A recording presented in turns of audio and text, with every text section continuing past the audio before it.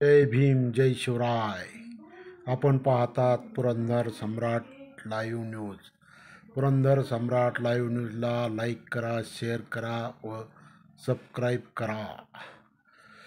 पुणे पुणे येथे रिपब्लिकन श्रमिक ब्रिगेड व मानवाधिकार व भ्रष्टाचार निवारण संघटन या संघटनेचे अध्यक्ष डॉक्टर सतीश केदारी यांच्या नेतृत्वाखाली महत्त्वपूर्ण बैठक संपन्न झाली. यावेळी रिपब्लिकन पक्षाचे व मानवाधिकार संघटनेचे अनेक मान्यवर पदाधिकारी मोठ्या संख्येने उपस्थित होते.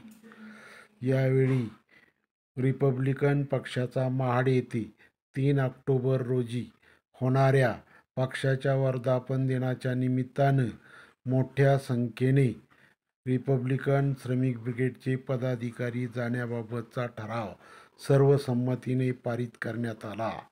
रिपब्लिकन श्रमिक ब्रिगेडचे पुणे जिल्ह्याचे अध्यक्ष संतोष नाना डोळस यांनी पुणे जिल्ह्यातून सर्व तालुक्यातून रिपब्लिकन श्रमिक ब्रिगेडचे जे पदाधिकारी वर्धापन दिनानिमित्त जाणार आहेत, यासाठी येणारा सर्व खर्च करण्याची तयारी त्यांनी दाखवली.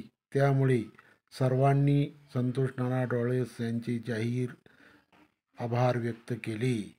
त्याचप्रमाणे दिल्ली येथे रिपब्लिकन श्रमिक ब्रिगेड व मानवाधिकार व भ्रष्टाचार निवारण संघटन या दोन्ही संघटनेच्या वतीने जागतिक मानव अधिकार दिनाचे औचित्य साधून 10 डिसेंबर 2025 रोजी दिल्ली येथे संमेलन घेण्याचा निर्णय व त्या ठिकाणी या संमेलनात राज्यातील विविध स्तरावर काम करणाऱ्या पदाधिकाऱ्यांना समाजरत्न पुरस्कार देऊन गौरवण्यात येण्याचा निर्णय घेण्यात आला.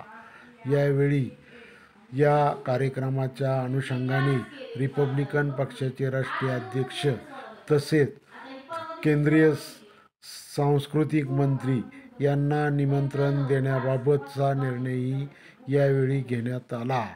या ठिकाणी पक्षवाढीसाठी प्रयत्न करण्याचा निर्णय घेण्यात आला.